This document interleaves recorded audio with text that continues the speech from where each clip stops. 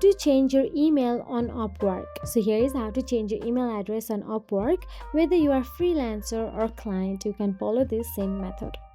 First of all, open the UpWork app on your mobile device and make sure that you are logged into your UpWork account.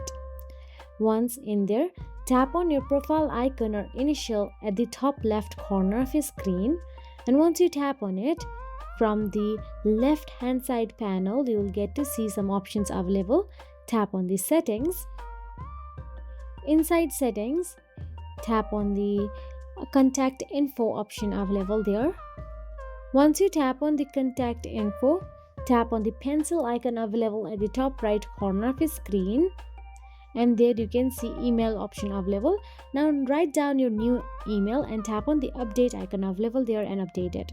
And that will be. If you found this video helpful, please like, share and subscribe, and thank you so much for watching.